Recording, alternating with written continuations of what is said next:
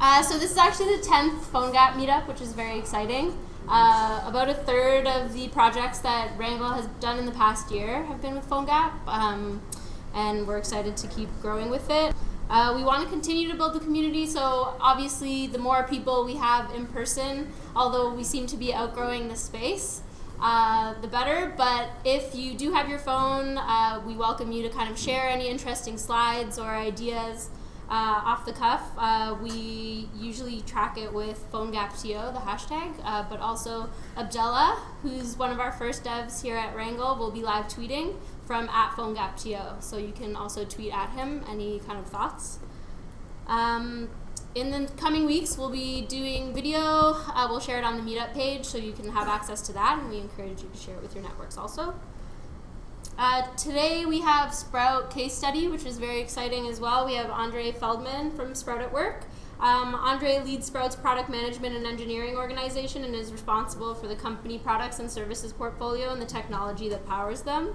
He has a deep knowledge of mobile platforms, wireless networkings, cloud services, and device management. And then we have Nick also, who's our CEO here at Rangle.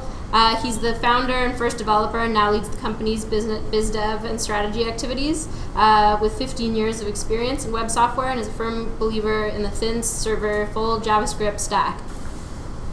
All right. So we didn't talk about who's going to start on the first slide. So yeah, me? Please do. So.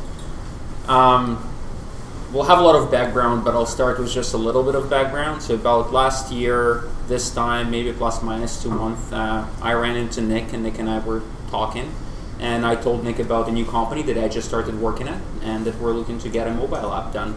And Nick advised us on a lot of fronts, and then we spoke a little bit more. That's how Sprout came to be for mobile application. So what we're going to do today is we really want to share with you some of the lessons learned from building that app. It was on multiple different levels. On the one level, it was consultancy working with a startup here in Canada on a limited budget, limited time frame. We're really tight on timelines. They have a term now here. It's called sprouting.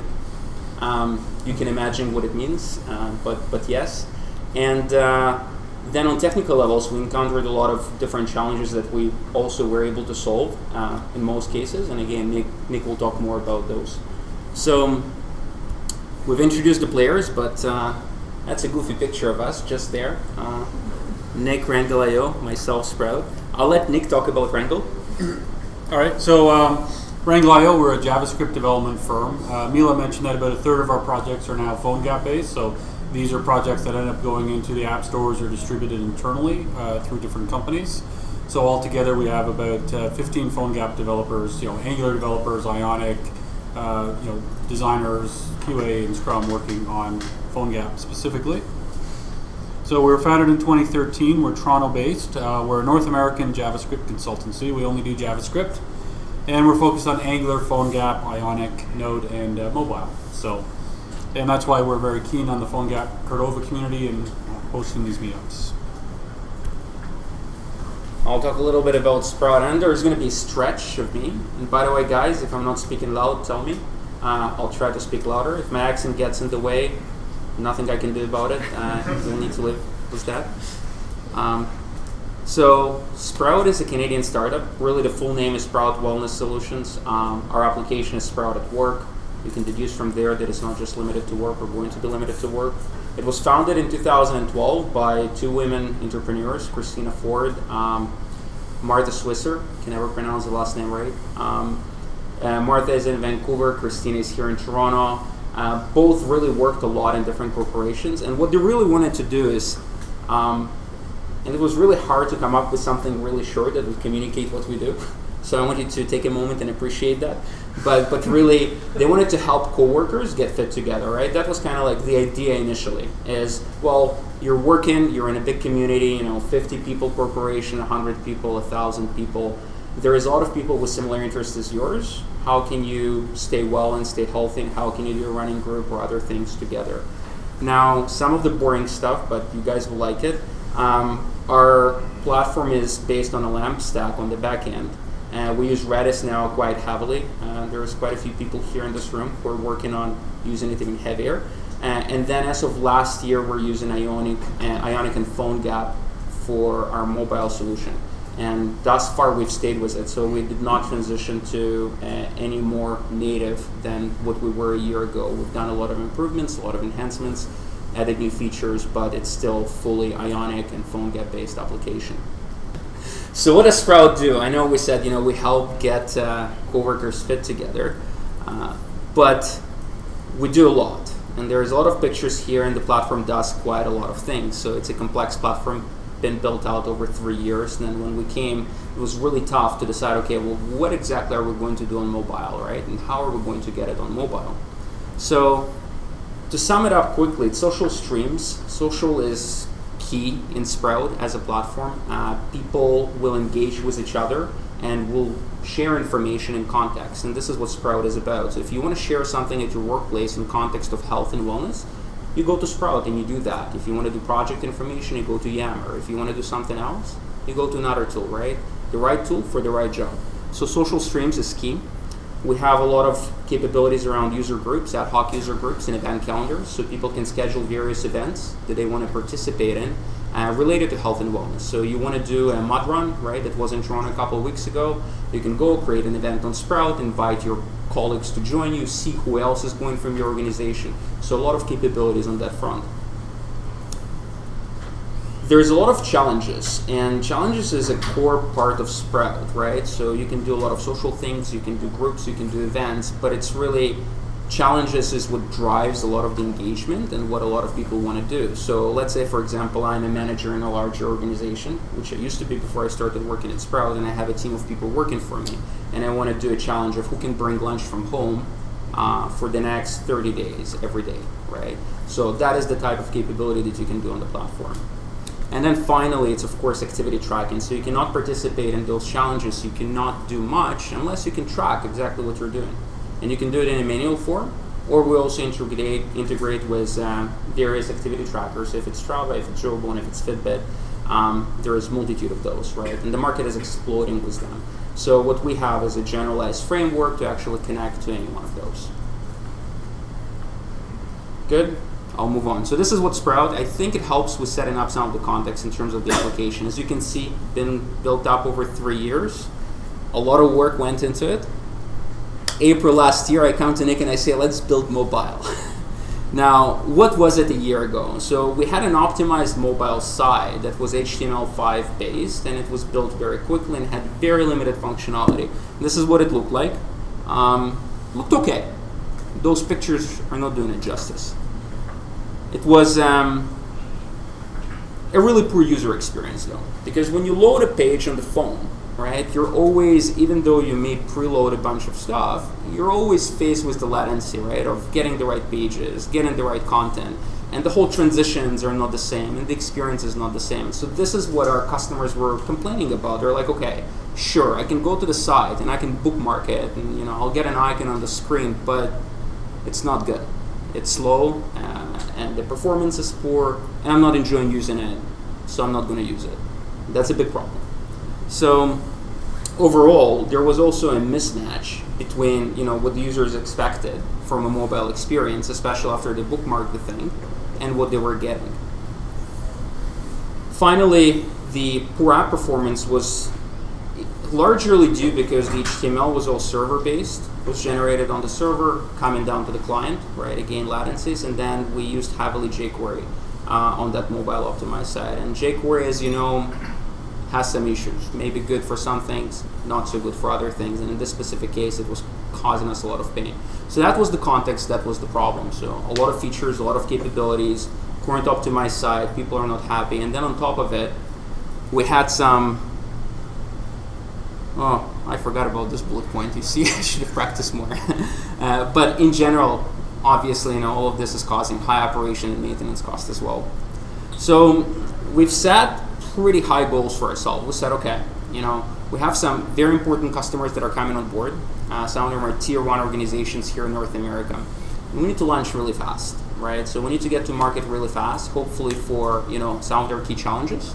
And at the same time, we really want to improve the user experience and get some of those capabilities that we're building on the platform also on the mobile application. So a lot of goals. And really the amazing user experience was something that we didn't really want to compromise on. Now, in the end, we had to make some compromises, obviously, but we needed to improve greatly from where we were before. We also wanted to make sure that we can get it to market fast. Our team is very limited.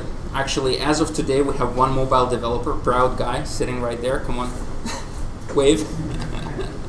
And we're looking to augment that team, so later you can talk to me. But we really needed to make sure that it can be easily maintainable. So that was one of the key drivers for us, right? We're a small organization, 15 employees in total, small R&D team, right? Very focused, very driven on priorities and features. We wanted to make sure that we can support multiple platforms. We have customers who are mostly iOS. We have customers who are mostly Android. We have customers who are in between, right? Maintaining two code bases was something that was super expensive for us at the time. And we wanted to make sure that we can also get good performance on old Android phones. So all of those considerations is what I came up to Nick with, and he looked at it and grabbed his hair. I should have had a picture here with you pulling your hair or something. But yeah, those were the technical goals. And I always forget the last bullet point. We just started transitioning our whole solution, our corporate site, and the web platform to use Angular.js. So we wanted to make sure that as much as possible, if we can reuse any components, and if we can reuse any things, we can reuse there, right? So between the web application and the mobile application, we can reuse as much as possible. So from there, we got to assembling the team. I like that picture of the ends. I have a feeling some of them are going to fall, but how they can raise that thing, I don't know. So the key question for us was, okay, well, are we going to outsource this completely? And we had a few options. We had a few agencies that we've been in touch with, right, that could have developed the whole thing end to end, right? We were evaluating budgets for this. Or do we do it in-house ourselves? So a lot of considerations went in there, and I think if any of you guys are thinking right now, okay, well, do I develop a new app? How am I going to do this? What am I going to do, right? You probably have the same considerations. So the options that we're looking at is building a new team in-house. Okay, so I'm going to recruit a bunch of new people, augment my team, grow the team, train them, and then we'll get something built. Remember the business requirement about time to market? 3 to 4 months or before that? Yeah, so that didn't really work out well. Hire contractors, even through agencies, and we're looking at this option very seriously, and there's quite a few great contractors available. I'm sure many of you contract on the side, right, if not currently. And there was a lot of risk associated with it, right? And for us, again, the time frame and the limited budget and the resources played a key role. So the third option was also, partner with a consultancy that is not necessarily an agency, right, that can help you and augment your existing team. And this is what we ended up picking. So this is how Nick and I decided to work together on building this application between Nick's team and Sprout's team to join forces together. So the key considerations now that went into picking the team, right, because this is also important. How do you pick the right consultancy? We went through a lot of thinking process, right, around that. And picking the right partner isn't easy. You can get screwed a lot of the times. Fortunately, we didn't. We picked right. So the key criteria for us were strengths in complementary areas. Okay? If you're picking a partner, look for strengths in complementary areas. Make sure you know what your strengths are, and make sure you know what the strengths of the other partners are as well. All right? So our strength was, to some extent, on the back end, right? We've had a platform. We knew how to do the back end. We had some experience with REST APIs, but we knew that we needed to build it up all from the get-go, right? We had zero experience in Angular.js. We had zero experience in front-end development, PhoneGap, and we had zero experience in actually putting something on a mobile device that wasn't an optimized site, server-generated code. So that was tough. So we wanted to make sure that we get someone with Angular.js expertise, hybrid application expertise, someone that really knows what they're doing, develop those, deliver those to market, have a good track record. Look for track record. Always look for track record. And then it was super important for us that we have a shared perspective on UX. So whenever you're picking a partner, we worked with some where the partner views UX as one thing, we view UX as the other thing, and then you fight, and then nothing works, right? And you do not get to market, and things don't work properly. So that was super important. And finally, high working synergy. I hope I don't have another bullet point because it would be funny if I do. Do I? I do. Handoff considerations is the very last one, and that one was super important for us as well. We wanted to make sure that whoever we're working with, right, can help us build a team, right, and can help us actually transition forward so that whatever was developed can be easily maintainable and easily transferable. So perhaps those sound all familiar to you and you all know about them. For us, it was a lot of learning experience as we were going through the different partners. So again, even though Nick and I were talking initially, we're evaluating about 3 or 4 other ones, right? And all of this criteria, in the end, turned to be the key factors that help this project to be successful. Because you will run into issues. You will always run into issues. And it's just how the teams work together and how they jive and how they overcome those issues, right, on those common grounds will make the whole difference. So I'll hand it off to Nick to talk about the technology platform. So one of the questions that comes up a lot is, how do you pick a technology platform, and is HTML5 and PhoneGap and Cordova the right choice, and what are the trade-offs between native and hybrid options? And this evolves almost on a month-by-month basis. One of the big things that really helped PhoneGap and Cordova was that the entire web ecosystem went mobile first, and all that energy going into mobile platforms. People really started to understand what was needed, and they built better frameworks. Still the question, though, what is the appropriate use case for Ionic and Angular.js? For people who don't know, Ionic is a mobile framework that is built on top of Angular and PhoneGap Cordova. Android support is the sort of the big issue in doing cross-platform mobile. One of the founders of Ionic called older Android phones the IE6 of the mobile world. And it's painful but true. Like an Android 2.3 device with that really, really bad browser is a challenge. And older sort of support for different OSs. So, iOS 3, Android 2.3 device, that should say device support. And then support mobile web as well as published apps. So one of the big goals in building a one of the big goals with HTML5 is you can build a single code base that could conceivably target web, mobile web, and then with the right tools such as PhoneGap Cordova packaging for the App Store. So with the Sprout application, we were focused on building for the app stores initially, but with the thought that maybe that same code base could be used for mobile web and for potentially the web in the future. So those were all key considerations. And with those taken into account, we decided to move forward and partner and build this app. And we started working on the app, but as Andrey sort of alluded to, it still wasn't easy because every application has different issues, different challenges, different technology considerations. And they come up a lot, especially in mobile.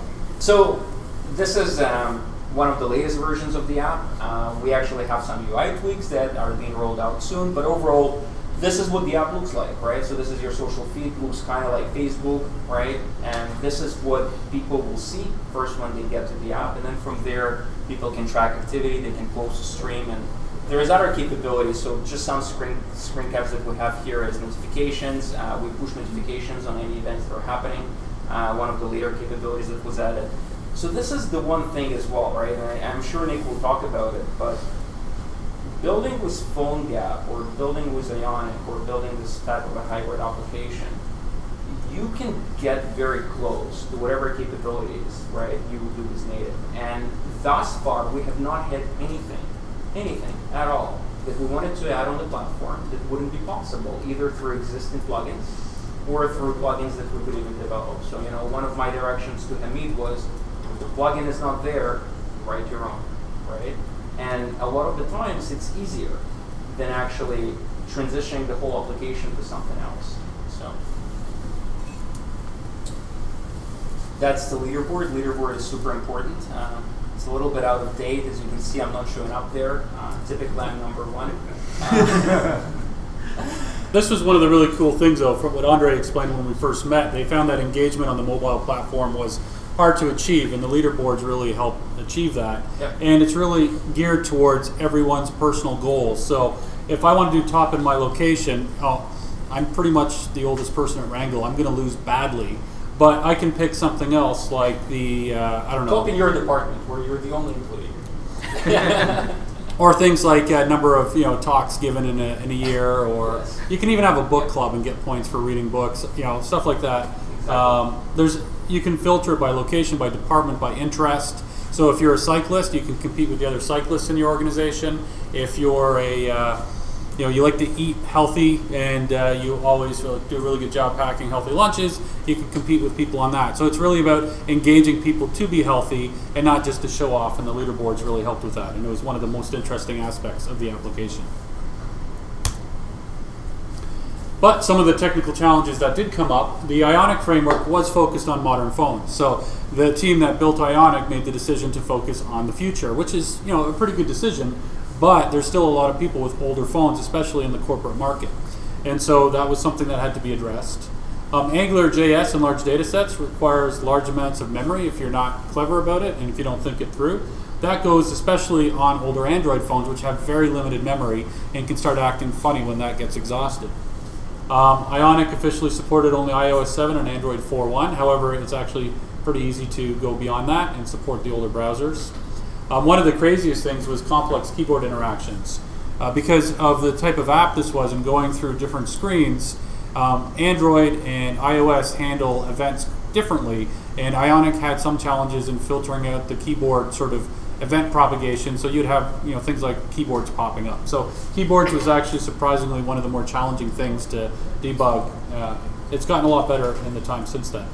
CSS is challenging in large mobile apps. It's challenging in two fronts. CSS is defining your application sort of widgets, and if you have multiple people working on it, you can have this divergence in style, and you can have multiple CSS styles, which then introduces other types of bugs. So actually attacking CSS effectively and having a CSS strategy and building a large mobile app is challenging, and it's something that you have to address when building a HTML5 mobile app. Achieving native-like fluidity of experience and transitions. So transitions and animations have really been recognized as very important for a good user experience. They guide the user's eye, they distract them when things are loading, it gives a feeling of motion and movement. And so, Andrey really wanted to have the right kind of animation and I wanted to make it pop. He wanted to make it pop, his exact words, I remember that. So it had to pop. And one of the other technical challenges when trying to make it pop on the older devices, they didn't have the best profiling tools. And you do want to be able to write the app and then figure out where the bottlenecks are and fix it and improve it. We'll talk a little more about that. So some of the lessons learned. So from a technical approach, build with the modern phone and Ionic principles and then optimize where needed. Most applications, 90% of it's pretty straightforward. You have slide outs and menus and these widgets that you can build quite effectively and port back to older phones. But when you start getting into things like infinite scroll, that's when you start to really start pulling your hair out, because you can have a lot of challenges with that, especially in a social media app that has a lot of rich media like Sprout did. So inline and individual DOM manipulations on large data sets is very costly. CSS styles that cause screen reflow or repaint are very costly. You really want to learn to use your mobile profiling tools well. There's the JavaScript tools. There's also CSS and DOM tools, so you can actually get a really good idea of what's going on and see where your bottlenecks are, because often it's not JavaScript. It's something that's going on with your CSS or some other aspect, and you're just generating this reflow that you didn't really sort of anticipate. It can be hard to identify if issues are on the app or on the API. So one of the things with Angular and with mobile app development, they're all very API sort of bound, and there's a lot of coordination that has to go back and forth between the front-end team and the API team. And sometimes there's a bug, and if you try to debug it from the app, it takes a while to get through and figure out where the issue was. And REST APIs are always more work than expected, whether you're starting with an existing system or not, because there's a lot of things that you're usually doing to improve an API for a mobile or a single-page application experience. So a little more on that, and this is borrowing from previous presentations that we've done from Yuri Tekteev, our CTO, and Varun, our CSS guru, who's in the back corner. So if you have any questions on the CSS stuff, Varun will be happy to answer your questions later. But one of the challenges supporting older Android phones, as we talked about, and keeping it fast and smooth. It doesn't matter if it slows down a little bit at times, but you want it to be a smooth experience so that it feels like it's behaving the way it's supposed to. Now there's really 3 different types of slow that you can have in a scrolling mobile application. You're at the bottom waiting for things to load. There's occasional pauses, or there's slow scrolling. So you're trying to scroll it and it's not scrolling. And so these 3 things all had to be addressed. So a few different things to sort of solve some of these problems. Have a fetch queue, so you're queuing up items before putting them on the DOM. Now you can start being a little bit smarter about how you're manipulating the DOM. You want to reduce the cost of rendering. That's huge, and you've got to know what's going on in the browser render cycle and with CSS. Ionic has a great collection repeat sort of directive, but it wasn't really built for rich media sort of streams. It expects a fixed height sort of element, and it doesn't expect to have a lot of variation. So Spread's a very media-rich application with a lot of different images, a lot of different sort of item types that go into the stream, and so it didn't work for that.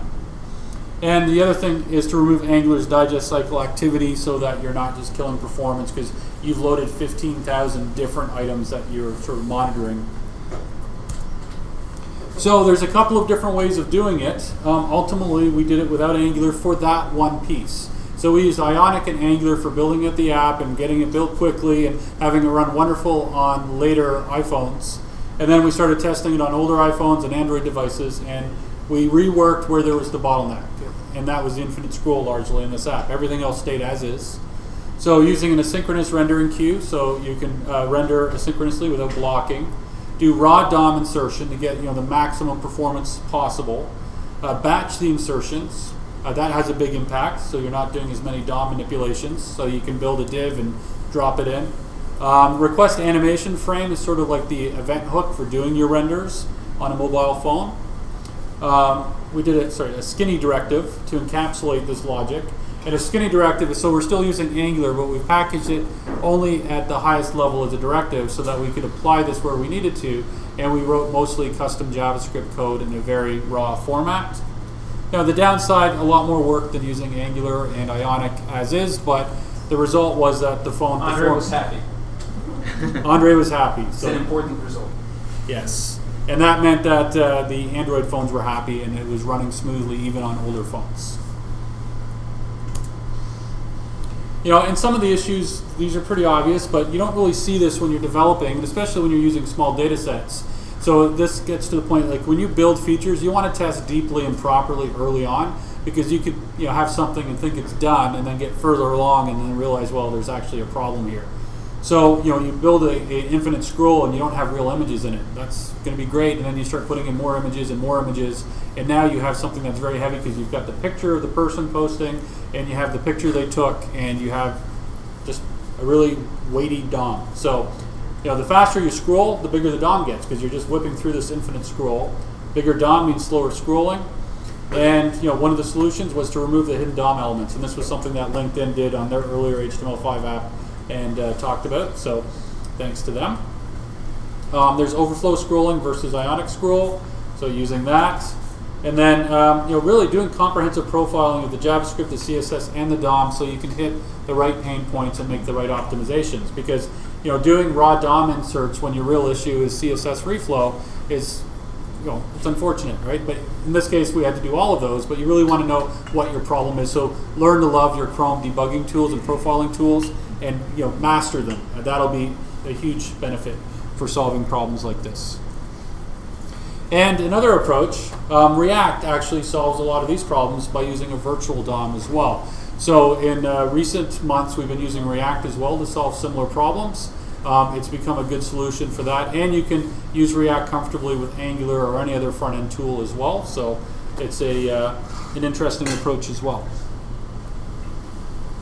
So speaking about CSS, love your CSS, how a browser works. Understand that there's a render cycle. So you're parsing the HTML, you're rendering it, you're laying it out, and then you're repainting it. Understand how this works. Understand how to look at it and debug it.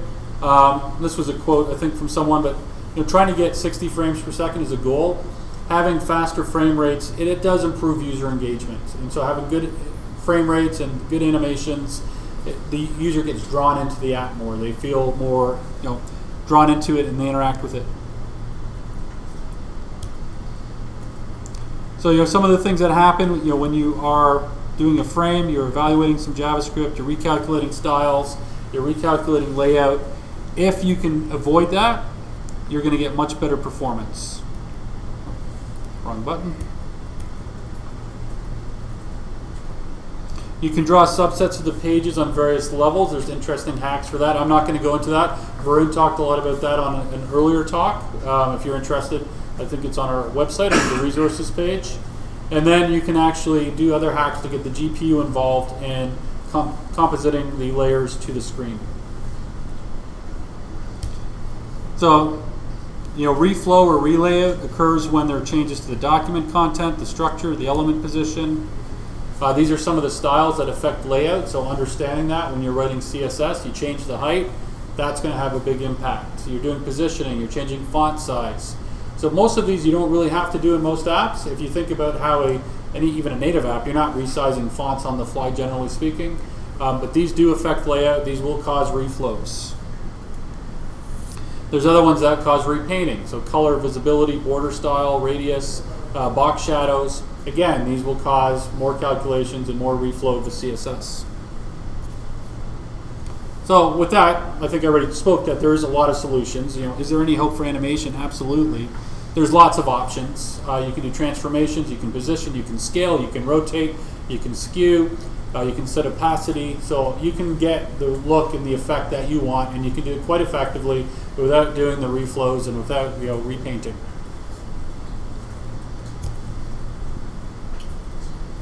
That's my slide. This is the cube. All right. So you didn't like any of my other edits? I'm going to edit your face instead. That's a very angry, mean-looking cat. All right, process lessons. So back to Andrey. All right, so design is an ongoing process, and this is the one area that was the biggest lesson learned from us, right, for us. We tried to do a lot of design up front initially, right, and there was a lot of pain around it, and it doesn't work, right? Now, at the same time, you cannot do zero design up front. So finding that balance and defining that balance from the start with the teams that you're working with, especially if it's two different teams, especially if it's a consultancy and an internal team, is critical, and that proved to be critical for us. Now, once we found the right groove, we were good, right? So essentially allocating some of that capacity of design resources from both teams, right, to make sure that it's all part of the process and throughout the process was key for us. And then that helped us get the application to the level where it needed to be, right, as issues were arising. Collaborate early and identify team roles. I know it sounds silly, I know it sounds stupid, right? But at the same time, you have two teams. There is Nick and there is me, right? And we know what we're doing, and we're good. But then the teams that work together, unless there is a defined technical lead on each side, what we found, there were issues. So if you are ever working with two teams that are external to each other, making sure that you identify very clearly who is doing what and who is actually making the decisions was crucial. Initially, we had some friction around it. There was no defined roles. We were going a little bit like this. The moment that has been resolved, we were going straight line. No problems. Super important. Don't underestimate the REST API effort. I know Nick said that. And I'll tell you a little bit more. The approach that we try to take is, when you were going to be developing things in parallel, right? And when there's going to be a PhoneGap application based on Ionic and it's going to be front end. Well, what's the problem? Just let's define the API. They mock against the API. The app is going to work. We develop the API against the spec. Then we bring it all together and magic happens. Yeah, magic does not happen. APIs change. There is a lot of pain. You probably all know that. Find a way to make sure that you overestimate, if anything, the API.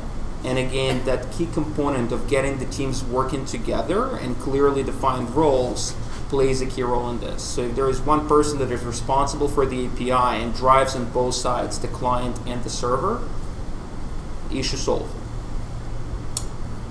Finally, document the API well. As we've said, make sure the API reflects the to-be API goal and write separate tests for the API. So we didn't do it from the start. or we tried to do some things on the client, separate things on the server. In the end, things didn't work. So making sure that there is an aligned process for this, for creating that API, defining the tests for the API, and everyone singing from the same songbook is key. Pass it over to Nick for conclusions and recommendations. Again, the fun parts. So when you use Ionic and Angular, so we talked a lot about this, but there's obviously situations where they're a good fit and some that they're not. So if you have a data-driven application with a REST API, so social media applications like Sprout, it's a great fit. It works extremely well. If you have limited animations, like you're not doing crazy things, like when I say limited, I mean like you would expect in an app like that. So it fits, right? The app needs these kind of animations, you can do them, everything's good, and you've got an engaging user experience. You're not having explosions and games and things like that. You have a user base that's largely using modern phones. The more modern the user base is, the phones, the better off you are. But you can support the older phones with the right effort, but that's going to get harder and harder as the technology moves forward. Oh, I know there's a way to go back. All right. Social applications have some interaction and information. Social applications that have some interaction and are information consuming rather than information creation tools are an excellent candidate. So if you're building something where you're creating a really interesting sort of input device with lots of sliders and complex animations, I sort of think it gets back to animations, then you might want to build a native app, or you might want to build a plugin that you can drop in the other app. It really depends on what the surface area that's providing to your overall application effort. In most apps, you can still build a lot of your core using HTML5, Angular, Ionic, PhoneGap, and you can plug in the different features that you need, like keyboards and other interesting user input type stuff. When not to use Ionic and Angular, apps running heavy animation, apps that require extremely fast performance on older phones, so Android is particularly problematic in this respect. So there are some types of applications on older phones would start to suffer. But that's about it. I mean, it's amazing where the technology's gone and what you can do with modern web technology for mobile phones. So, build your app first for modern phones. We talked about that before.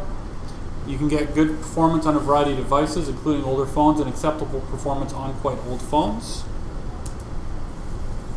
And you can optimize for the older phones quite successfully after building for modern phones. Now, you could run into a case where maybe the nature of the entire application is that your optimization might be a rewrite, but most apps, it's going to be maybe 10% of the features or 15%, and you can address those specific bottlenecks, and it's a much more cost-effective and fast way to build, validate, and get your app to market.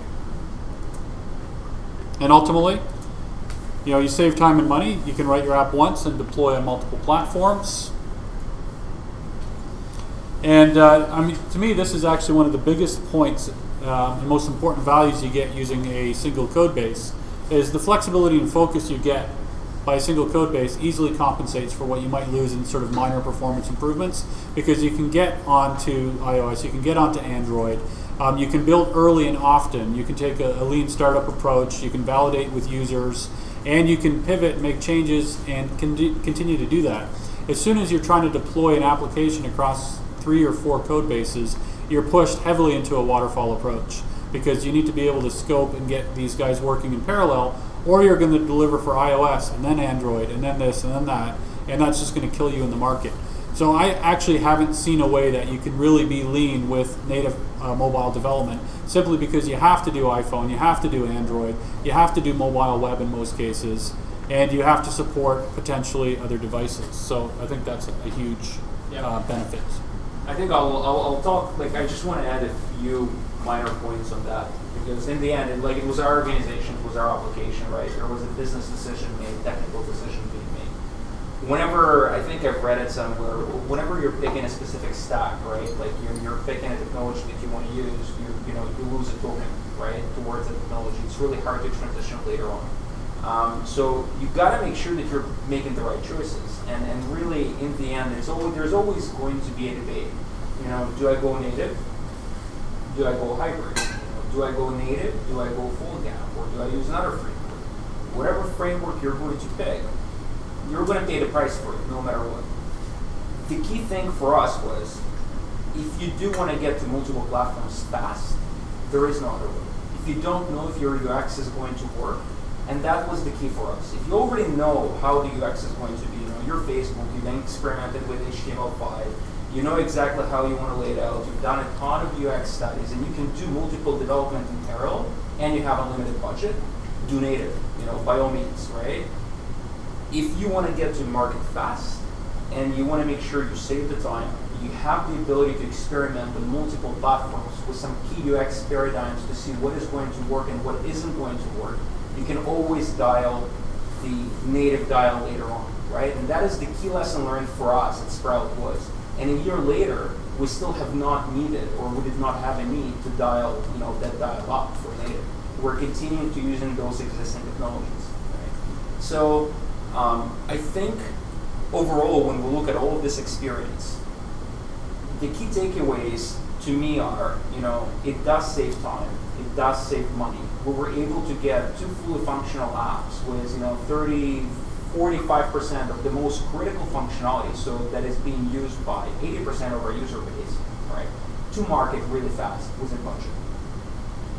Beyond that, the problems that we've hit, we were able to solve. There will always be technical challenges and technical problems. The key is identifying when did you cross the line. When is it actually easier and perhaps cheaper to go the other way? And we have not crossed that line. So with Yuri, super smart, super great, came up with great solutions to our infinite scrolling problem, as you guys have seen, right? And other things, you can solve those problems. They're solvable, right? And I think that was the key lesson learned. Yeah? Did I miss anything? I think you got it. You guys can clap now.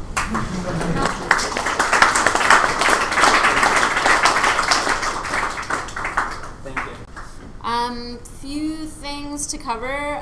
We're going to try to do more of a social networking meetup for the next one because Rangle is moving office spaces, which is very exciting. So the one after that you come to will be in a much fancier spot. We also do Angular JS.to with UConn Games. We do some React.js meetups as well, so you can sign up for those on meetup.com. So save the date for that. Also, if you're looking at the moment, both Sprout and Rangle are hiring. So I'm going to leave these just up, and you can take them down, or you can come and chat to Andrey, Nick. Also, if you want to talk at a PhoneGap meetup in the future, come chat to me. My name's Mila. And thanks so much for coming again. And you're welcome to stick around and chat further.